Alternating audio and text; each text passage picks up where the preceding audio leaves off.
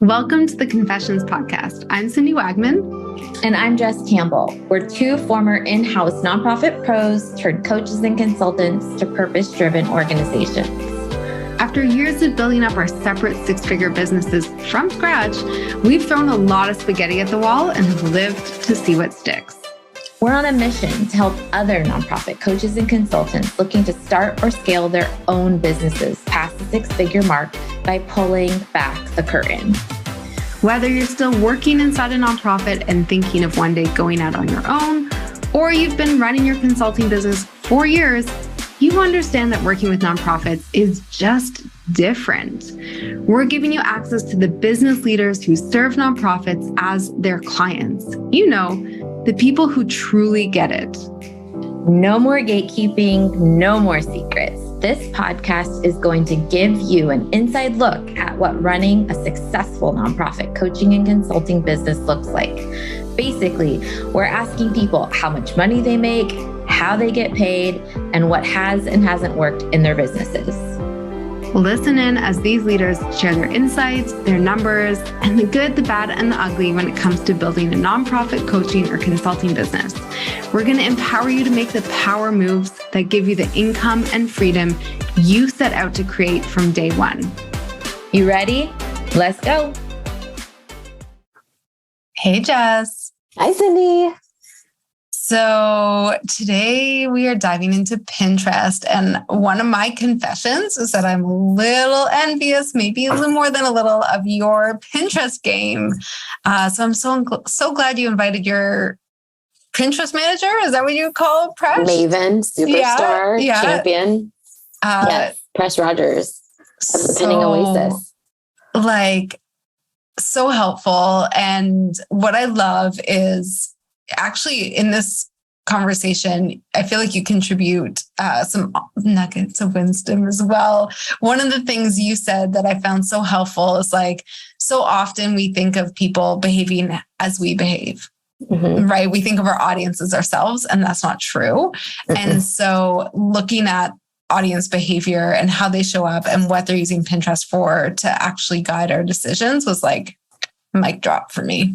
Yeah. I think that when you become a business owner, there's all of these decisions you have to make about where you can put your energy to show up.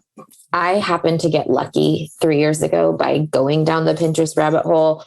Mackenzie and I managed our account ourselves for 2.5 years, and it was really working with very minimal effort. Like, if I can compare the effort of Pinterest to Instagram, it's uncomparable. And frankly, I think Pinterest does maybe a better job of growing my audience and my email list.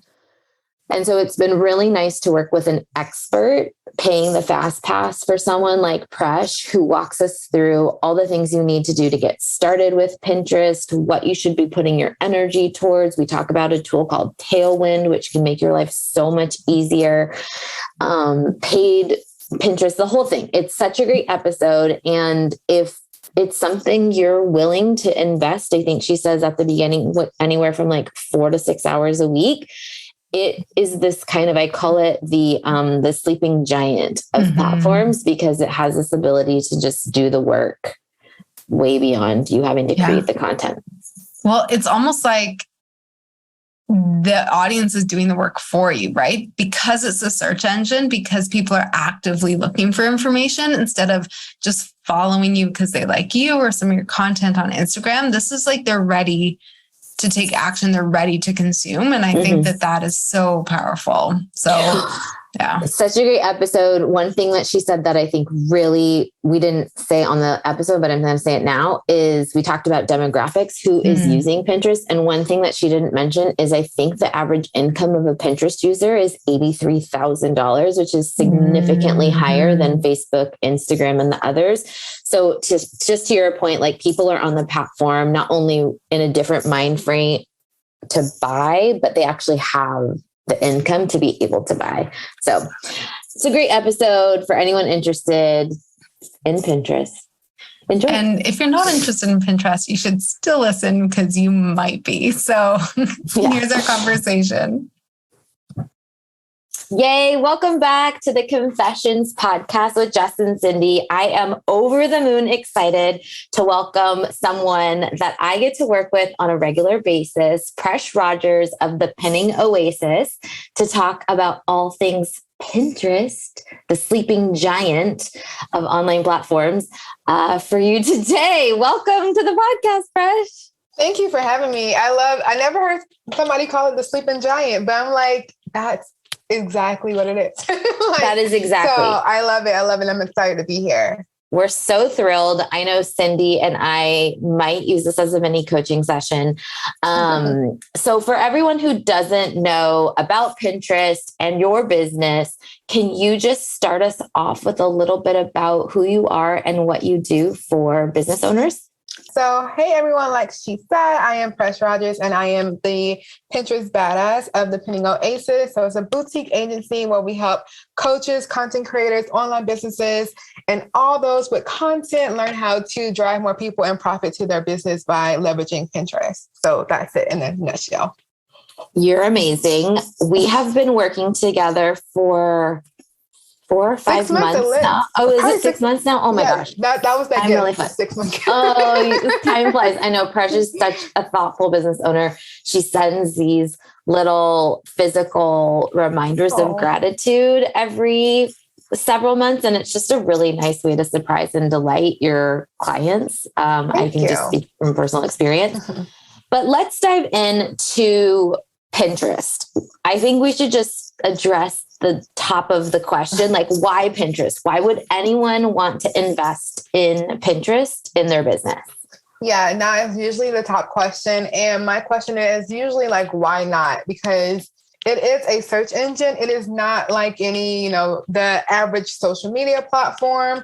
Yes, there are social aspects, but the primary aspect of it is that it is a search and discovery tool. So people are going there specifically to search for something, to discover something, to find something. So if you want to have something as a part of your marketing strategy where people can find your content at any point in time when they are searching for it, Pinterest is definitely something you should consider. Okay, amazing. And can you tell us a little bit about the demographics of people who are out there pinning? I know them. I was quite surprised who is actually on the platform, but you probably have up-to-date information. Yeah, I hope so. As I checked last time, I believe it's about 65% are women. And then usually of those 65%, about 80% of those are mothers. So that's always good to know. And then the rest that's left of the 35%, that is usually men. And that's growing a lot more because it could be like 60-40 now as time goes on, because every time I look, it's always growing more with more men getting on the platform, which is very surprising for a lot of people. But that just shows like Pinterest is someplace where people are seeing the value of it. The age range is like all over. We have the new generation, what is Gen Z, that's there. I'm like, what's there? We have millennials, we have those after millennials. So everyone is pretty much there and they're all using it for different reasons and different ways. But at the end of the day, it's all to use a platform that's going to help them find something that they're looking for, to get inspiration, to discover something. I love that. And I always think like my first, especially when it comes to nonprofit audiences, my first reaction is always like, oh, these are parent councils looking for fundraising ideas. But Jess, I know you've had a lot of success building an audience from your Pinterest with Presh. So I'm super curious, like, what are people looking for, or what kinds of content of yours are they engaging with? I mean, Presh can help me because she literally at this point, I don't touch it. So I think one of the things to step back and talk about is that Pinterest is a tool that you can really set and forget. And I'd love Presh to put a pin in the topic of tailwind, because what it allows you to do is create content. So 2 or 3 years ago, I spent every single week blogging and coming up with freebies. And now what I'm able to do is this function in Tailwind, which is a separate Pinterest tool, creating these loops. And so, for example, right now, 60, 30, 90 days out from Giving Tuesday, I'm just automatically looping all of my Giving Tuesday content because people are searching about how to raise money on Giving Tuesday leading up to Giving Tuesday, not on Giving Tuesday. Right. And so it allows you to create content once and it just kind of feeds itself over and over and over again. And one of the things that Precious helped me be able to really refine is the way people are searching, specifically using keywords. Presh mentioned it's a search engine tool, not so much a social media tool. She's also really helped redesign, I would say, the cover pins, because you want those to be super clear. And I don't know, Presh, if you just want to talk about a little bit over the last 6 months, what you've noticed on the back end. I can share some of my personal results since working with Presh. I just looked the other day and I texted Mackenzie, my right-hand gal. I was like, holy shit. Because when I say I do nothing, except create the blogs or create the content, I do nothing. And before Presh, I was still doing pretty much nothing. I was probably making 1 hour a month of effort. And now I do nothing. And she has quite literally poured gasoline on the Pinterest fire. So I don't know, what have you noticed people searching for in relation to my specific content, which sits in more the fundraising space? Yeah, it's definitely, you can see, what I love about Pinterest is that you have your content that you can create. And of course, a lot of times we're creating all this type of content because we don't really know, we create content thinking we know what people want to read and need and all that stuff. But one thing about Pinterest, it allows you to see what people are actually searching for and what they are actually going to. So like, I know like a lot of your top posts are like the 10K, like 10 ways to raise 10K, or, it's a lot of the strategies around like fundraising and how to actually get there are your top content. And like I was telling Mackenzie, is that we just need to create more of this type of content, because a lot of times we want to do like different things, but really what is working is what people are searching for. And it's like, how do we take that and just create more of it or make it more fresh, like maybe do more idea pins and things like that. But definitely the fundraising content, how to actually, I think that 10K is the number that people want to see. But even that can be like, for example, if anyone has something like that, taking that from, 5 ways to make 5K, or it's just you taking it a little bit differently, but now we're just breaking it down a little bit more. Or it could be 10 ways to raise 2K in 2 weeks or something like that. But it's literally the same content, but you're putting it out there in different ways so that you are able to continue to get people seeing that same content, because most people keep needing to see it. And what else? I think when we were able to like really just grow your Pinterest even more, it's just really focusing on the key things that people want and realizing how can we make it better. And then of course, like what you said with the Giving Tuesday, like we're putting out content now, even like the newer content now for this upcoming season, because like you said, you don't want to wait until 2 days before. You want to do it like at least 45 days out from whatever that big thing is. Okay. I just want to I am sitting here with my pen and paper taking notes, and I want to encourage all of our listeners to do that, because you just mentioned so many things I have questions about. The first is you can find what people are searching for. Please tell us how. Where there's so much. I feel like such a noob, but no, it's fine. So like one way is if you have not created any content, you can just go into Pinterest and see what is coming up for those search results. So, depending on if you are helping nonprofits with marketing or something like that, you can look up marketing plans. And the thing is, you want to make sure that you are specifically on Pinterest, like with the visuals, letting them know exactly who you're talking to. Because yes, you can, say 10K on 10 ways to raise 10K for a fundraiser, or you can do, it could be for a gala, these are similar things, but depending on what you're talking about, it could be a school fundraiser, whereas now you're talking specifically to certain nonprofits. So making sure you're even more specific makes it more helpful from when people are searching for your content. They know, oh, well, this person is speaking specifically to me. And same thing for like, if you're creating a marketing plan, it's like how to create a marketing plan as a nonprofit, versus how to create a marketing plan, as someone that has like maybe a finance business. So it's two different things. So seeing how people are marketing themselves, what they're putting out there, what's at the top of the search results are really helpful for your specific search terms.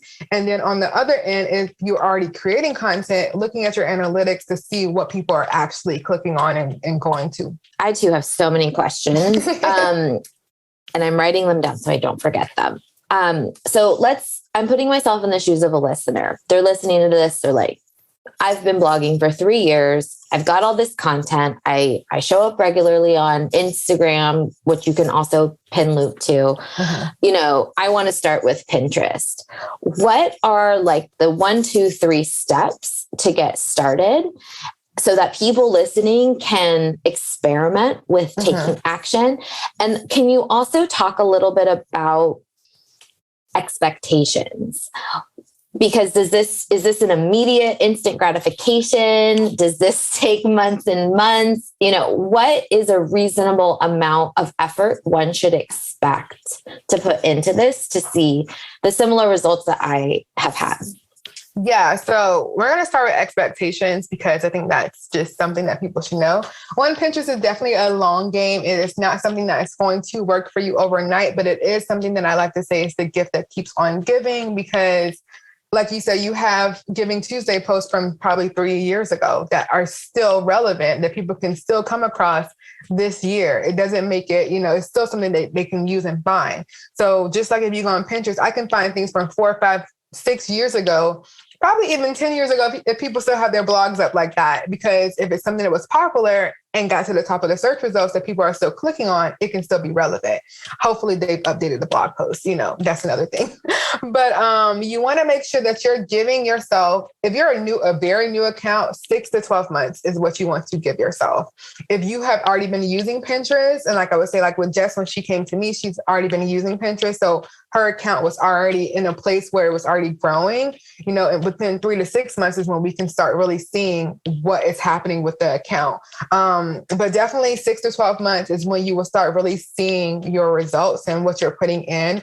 But I also say, usually I tell my clients, like when I work with my students in my program, is dedicate 2 to 4 hours a week to Pinterest. It can even go down to 1 or 2 hours. Like you were saying, you were spending 1 hour a month. And it really depends on how you set your schedule up, what content you have, and knowing exactly what you want to do. In the beginning, it's going to take you longer because it's a new thing. But I wouldn't say you shouldn't spend more than like 6 to 10 hours a month on Pinterest content. And then as time goes on, I know for myself, I spend an hour a month probably for my idea pins because those are manually posted. But for my actual content, probably 4 hours every quarter because I'm going to set everything up so that it goes through Tailwind and it's just going to go out for me. I'm going to batch things so that I am prepared for the next 3 months. And that takes time, of course, but it requires you to actually discipline yourself in the beginning. So any questions about that before I continue? I mean, well, like amazing. I don't know, like who isn't salivating at the idea of doing something like 1 to 4 hours a month that just generates this many. For me, it's mostly email addresses that I'm after, audience building, but like that is so cool. Yeah. And people think it's going to take so much time, but it's really like once you have the content and you have like a system in place to, create your pin titles, what your descriptions are going to be and things like that, it becomes much more easier and much more efficient. It takes longer when you spend too much time on your pin designs or something like that, when really they don't have to be. You don't have to, if you spend an hour on one design, that's way too long. I can do 10 pins in 10 minutes. So like you have to really train yourself and use your templates and stuff like that so that you can be more efficient. I love that. Oh, sorry, go ahead. I know, guys. And then the 3 steps to take action on. So outside of course, creating a business account, because that's what you're going to want to create, you want to make sure that you set your profile up for that it's optimized. So that's going to be completing like all your boards and your profile name and things like that, claiming on your websites, basically setting your account up to be used. And your boards, just to give a tip, you should base your boards, the titles of your boards off the content that you already created. So if you already have a whole bunch of blog posts, you know your main pieces of content, you know your main topics that you talk about, and that's what you should create boards with, about, so that you have places to put those pieces of content. And then the second thing is your keyword research, because it is a search engine, so that requires them. It's very important that you sit and do your keyword research. For most of my clients, I probably have at least 175 keywords for them, because it's going to be something that, for example, somebody can look up fundraising tips, but they can also look up ways to raise money. Same thing. So you want it to come up in both of those things. And even like something as simple as that, ways to raise money, we don't know what they're looking to raise money for, but that's why if they was to see your pin that says ways to raise money for a nonprofit, and they are looking for that specific thing, they're going to click on yours, as opposed to somebody saying ways to raise money for your business or whatever. And then the third thing was to repurpose your content. Like, so if you're creating something like TikToks or Reels, I would definitely start with idea pins right away. Make sure they are the most valuable ones and the most action taking ones, and ones that actually inspire people. All right, Presh, we are back with another round of rapid fire questions. Are you ready to play? Yes. Okay, for the good listeners, tell us, what is the first thing you like to drink in the morning? Tea. What kind? Fellow tea lover. Hot cinnamon sunset tea. It's like a cinnamon chai tea. I love cinnamon chai. I love chais and I love cinnamon. So putting those together is amazing. Oh my gosh, like Christmas in a cup. Yes. What is your love language? Physical touch. And actually, that's a lie. I don't know why. That's the first one that came to mind, but that is like my third one. But I guess it's actually my top two are quality time and acts of service. And then I guess physical touch, I can be in there too. Oh my gosh. I was going to guess gifts, because you're such a good gift giver. It's so funny because I love giving gifts. I mean, I love receiving gifts too, but I think that's actually number 4 on my list. Okay. Actually. Maybe that's acts of service then. And then if I'm coming to Atlanta, where are we going to brunch or lunch? Oh my God. I don't know. I don't go nowhere. I'm at. Actually, oh my God, I love that you said that. That is like such an answer. A TikTok recently about like when your friends come into town and you're the homebody. So you're just like, I don't know where I'm going to take these people. Just come to my house. Searching like on TikTok, like things to do in Atlanta. And that's how I figure out everything. But I actually do like this one brunch spot called Piedmont and 10th. So that's where I would take you. Amazing. And then last question for anyone else who's on TikTok. Who are you following? What's an account you love to, long scroll on?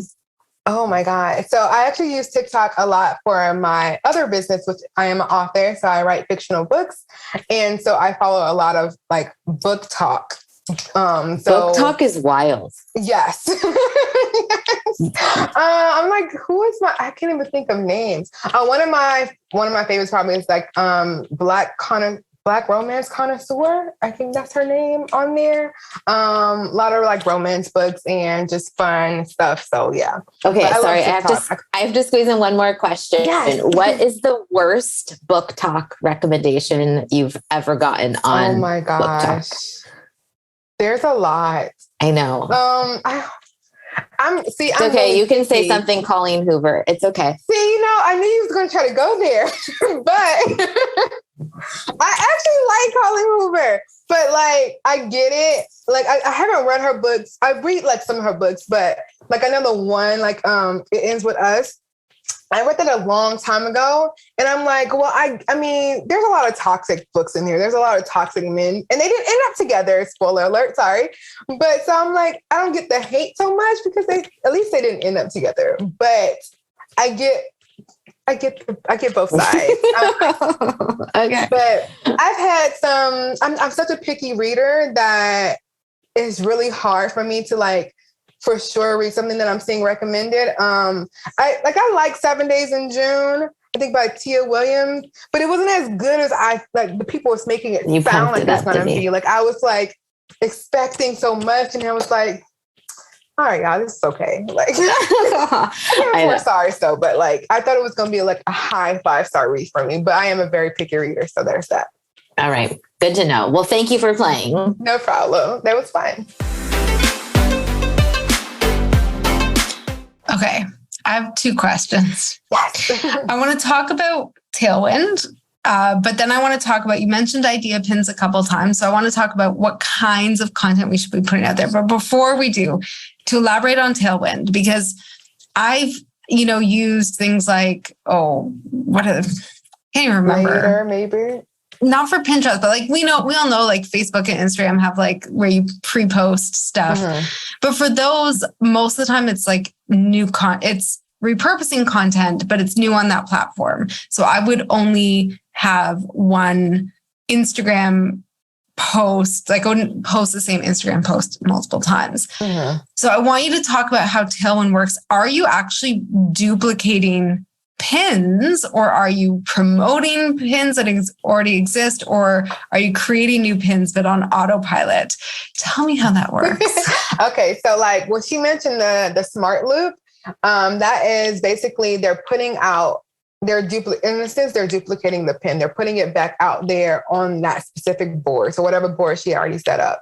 So and we can set it up so that it goes out maybe like once a week for the next 12 weeks because it's around a certain time. So it can go out to a different board every week. And in our head, it looks like we are just pinning the same pin or duplicating, which we kind of are. But as a pinner, they won't really see it that way, because if they were to either search for something on Pinterest, they would just see it in the feed. Or if they were to go to your profile, they will see it in the different boards. So it's okay for them to see it more than once. That's something they are kind of used to. Because even like seeing the same or a different pin that links to the same piece of content, that's common on Pinterest. And then as far as, that answer your question, I think. Let me make sure. Yeah, so that definitely answered. That was helpful because that's what it sounded like. But I was like, is that? And then the second question is, what's an idea pin versus all the other kinds of pins? Yeah. So idea pin is the more newer feature on Pinterest. It is very similar to, it's like a mix of, it can be like TikToks, it can be like Reels, it can be like short form video content. It can be just a picture by itself or like a regular looking pin. But the purpose is really to give an idea, to inspire. So I like to say, or a comparison is like, you know how sometimes you might create an Instagram story and you might have like a video and then you might have like some slides that are just static slides. That's kind of what idea pin can be. It can be a mixture of things. It can be up to like 20 pages is what they call each of the different slides. Don't do 20 pages. No one's going to sit there and look at all 20 pages. I've never come across one that's 20 pages, but they can be 20 pages. I say it's anywhere from like 1 to like 6 is usually a good type of idea pin that I usually see. It can be just a video. So like an idea pin, or not idea, but like a reel or a TikTok. It can just be a video, like a short form video of you giving 3 tips around something. So it can be a mix of different things. But the difference from idea pins and other pins is that idea pins currently do not link anywhere, unless you are lucky like me. And I was on a beta testing, so my idea pins actually linked somewhere. But but I got lucky by being on like a beta group that they were hosting, which makes me think that they are considering to open up links to idea pins. They just have not done it yet. But I do think in 2023, at least, that they will probably add links to idea pins. But that's the only difference right now, is that they don't technically link anywhere. They're really good for engagement. They're really good for building more brand awareness. It's really good for giving people certain information that will get them interested in you and want to follow you or go to your profile and see what more information you have. So for someone, again, who's maybe thinking about getting started with Pinterest, what kind of ratio would you say that they should dedicate to regular pins versus idea pins? What is Pinterest favoring, knowing that our idea pins don't have links? Mm-hmm. So for example, my static pins, you can go and read my blog post, or it takes you to my template shop, or all of these great places. And my idea pins don't. And, views don't pay for my mortgage. So I'm just curious what kind of split you would recommend for someone just getting into this. Yeah. And what's so funny about that? A lot of people get so they'd be like, oh my God, I want idea pins to link places. And I'm like, but you've been using Instagram where you had to tell people to click the link in your bio for the longest. And that's what you've been doing. And it's been working for you in some way or another. So the same thing is true with idea pins. And though they don't link anywhere, they still have the ability to get people to go to your profile and then either follow you. They make it very easy for them to follow you, because as soon as they watch the idea pin, it comes up for them to follow you if you're not following them. And then from there, if they start following you, one, they're going to get more of your content. More than likely, if they found your idea pin in a search feed, which they probably did from searching, then they're probably going to see your other static pins anyway. So it's going to still work out in your favor. I know that a lot of people, they still see a lot of growth just by using idea pins, because that gets people interested. And now they're going to go to your profile or just see more of your pins.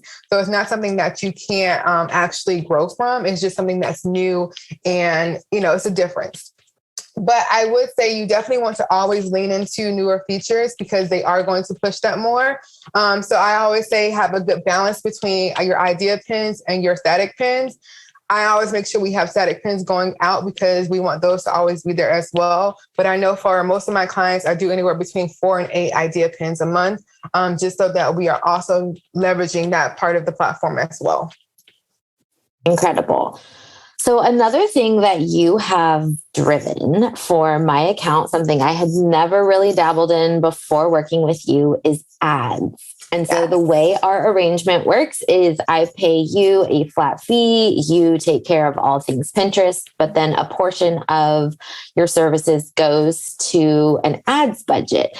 And I don't know, Cindy, how you feel about paid ads of anything. It's especially tricky when your client is a nonprofit fundraisers for us specifically. And I mean, why would someone want to experiment with ads? For context, because I believe in transparency, I think we do like $200 a month. And from my account, it usually is around $130, $145. So it's a really low ad spend. But can you just talk about paid ads on Pinterest? I feel like some people don't even know you can do paid ads on Pinterest. Yeah, they don't, because it's still kind of a newer thing. But yeah, so just for transparency, what we do with your account, it is to accelerate the growth of your Pinterest. So the purpose is to drive more traffic to your pins. And the fun thing is that we can drive traffic to or do run ads on your idea pins, which are the fun ones. So that's always cool too. But if you are really interested in what conversions, your ad spend will be much more, just so everybody knows, because I don't want people to say, well, they only spent $145. And no, though we are getting some conversions on the template shop. So just so you know, that's great. But those are really because we are pushing our pins to get in front of more people much faster than normal, I would say, because, we all don't have patience of 6 to 12 months all the time. So we want to make things go a little bit more faster. So that's why we do use ads. But I think it is a great thing to use. One, if you have the budget. 2, if you just want to accelerate your pins to reach people faster, it helps you to see what is and isn't working quicker, because once again, you're now able to see, if I'm, putting just a little bit of money behind these 4 blog posts, let me see which ones people are going to interact with more. So if they're interacting with, this specific one, let me create more content around that so that I can send people more of that. Unless you see what's happening even quicker, to get more data. And, maybe in the long run, if you do have a bigger budget, you can always go and run even bigger ads and really go back and retarget people. So that's really great. So I want to know, and this is actually for both of you. Obviously we're all going to go check out Jess's Pinterest. But who else specifically in our sector, like who are serving nonprofits? Is anyone else doing this well? Who else should we follow? Maybe no one. Or outside of our sector, Presh, who do you look to for inspiration? I would say I don't follow other nonprofits. I mean, because why? But I didn't really research it too much because I would say that I do think Jess does really well in that sector. But I'm pretty sure there are others. I mean, if I just Google nonprofit fundraiser, or not Google, but Pinterest nonprofit fundraisers, other pins come up. So it's definitely know that other people are definitely there. And then who do I follow for inspiration? Other Pinterest people usually. So like, I don't know if you know Simple Pin Media with Kate All. Yeah. So before, like when I first got into Pinterest, I like binged all of her podcast episodes. It was like so cool for me to actually be on her podcast earlier this year. Yeah, I was on, like for one of her summer episodes. I'm like fangirling so much that you did that. I was like, oh my God, like I literally listened to all your podcasts. Like when I was learning Pinterest for myself and my business, it was like that was the go-to person. And then there's a few others that are either we kind of came in together with our own mentor.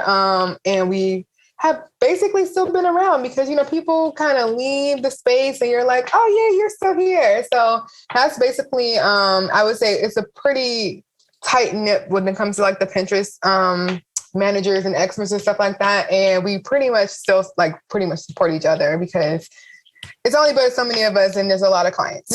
So Totally.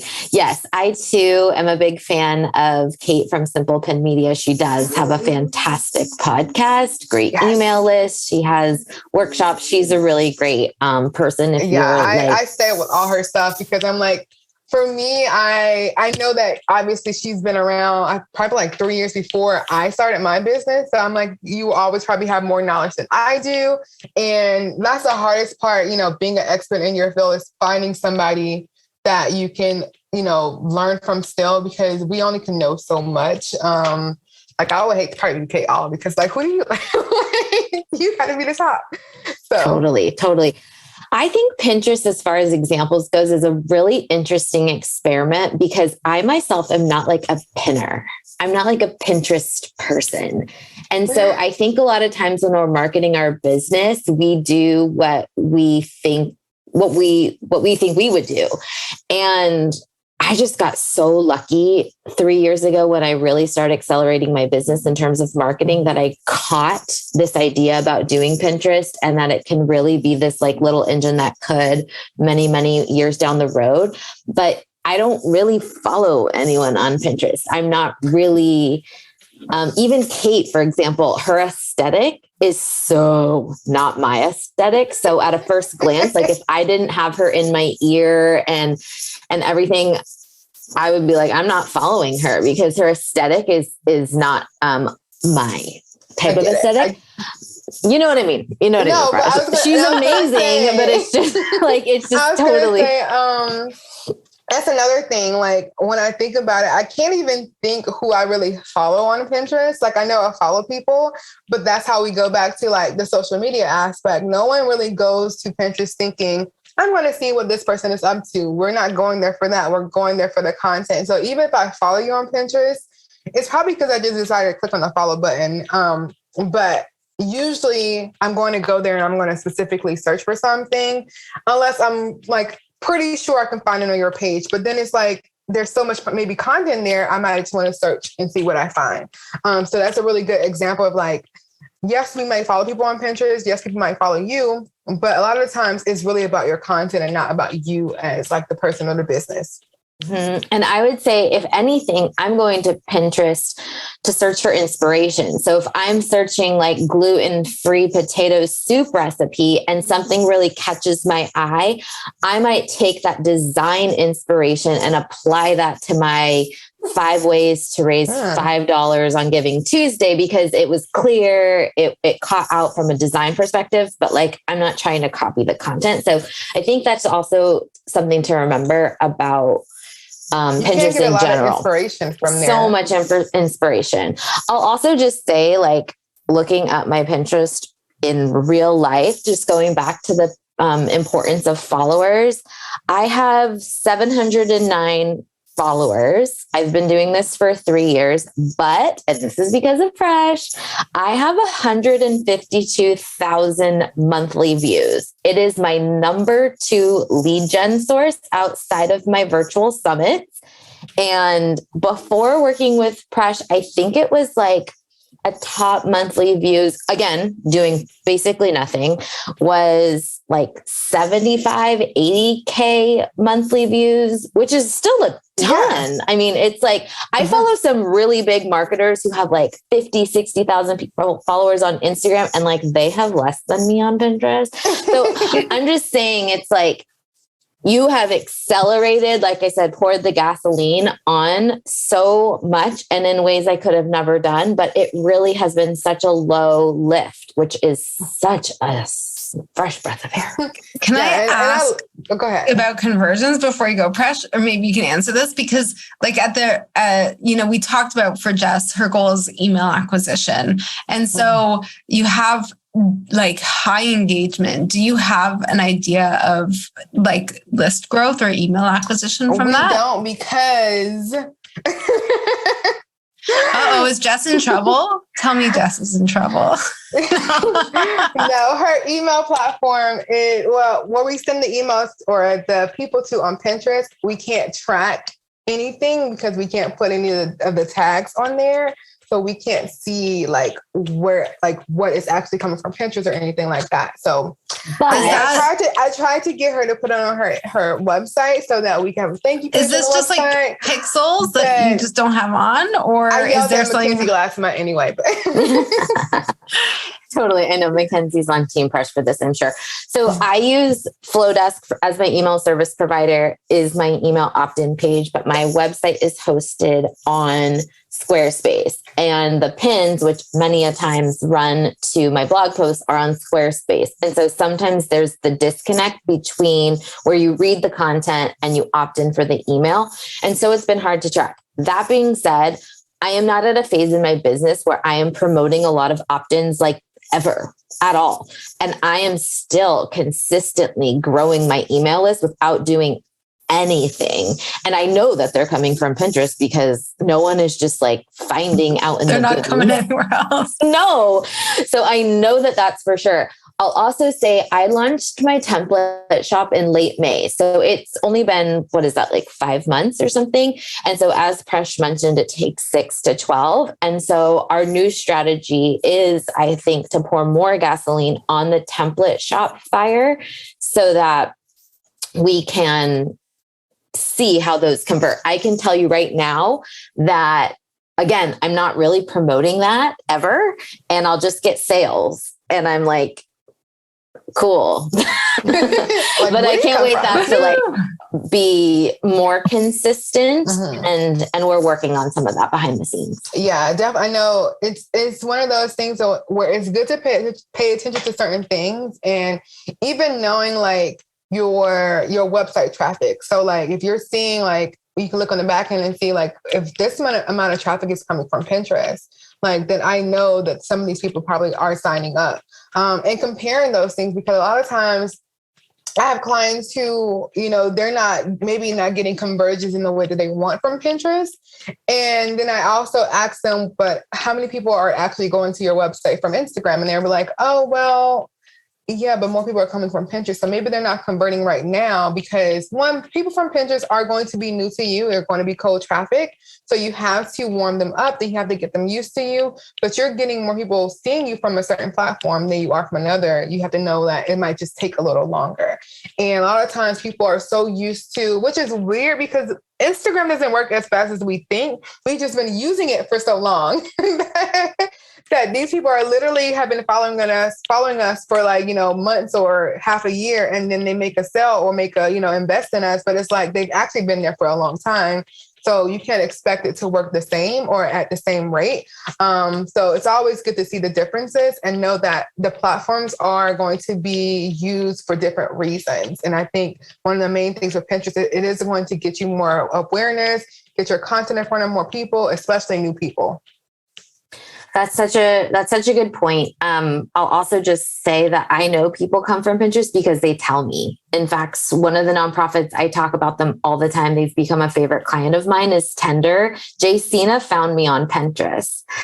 And I would say that this is a little bit of a sweet spot because there's not currently a ton of nonprofit consultants out there using Pinterest. And I believe that it's a fair game. So come at me yes. and get your own clients from Pinterest because it works. I can't tell you how frequently that is a way. Especially if you have like blog content, because when I see bloggers post their blog on Instagram, and I'm like, I'm not going to leave. I'm not leaving here. As whereas I'm on Pinterest and I'm usually going there probably to find a blog post on whatever I'm searching for. So it's more likely that I'm going to click there and I'm going to visit your blog, or it might be a podcast or whatever it is. And now I'm going to probably see more blogs. But if I'm on Instagram, the likelihood of me going to read your blog, it has to be super, super intriguing that I will want to leave the platform and go do that. You are such a wealth of information, Presh. For anyone who wants to be in touch with you, follow up, work with you, what is the best way for people to come and find you? So funny enough, it's Instagram. So, I always say it because I'm like, yes, you can find me on Pinterest. I'm actually at Presh Rogers, PRESHRODGERS, across all platforms. So Instagram, Pinterest, and TikTok. So you can find me on all of those, but Instagram is my favorite place to actually interact and hang out because it is an engagement platform. So just remember that. You're the best. Thank you for spending so much time educating us, teaching us. We really appreciate it. Thank you. Yay. Thank you again for listening to the Confessions podcast for nonprofit coaches and consultants. If you enjoyed today's episode, which I sure hope you did, you can show your support in one of 3 ways. Number 1, post a screenshot of this episode to your Instagram stories or LinkedIn profile and tag Cindy and I so we can repost you. Number 2, share this podcast with a fellow nonprofit coach or consultant. And number 3, leave a positive review on Apple Podcasts so we can continue to grow and reach new listeners. And of course, make sure you subscribe so you can get the latest and greatest interviews as they drop every Thursday. And to our fellow nonprofit coaching and consulting friends, remember, we're an open book and here to answer your burning biz questions. See you next time.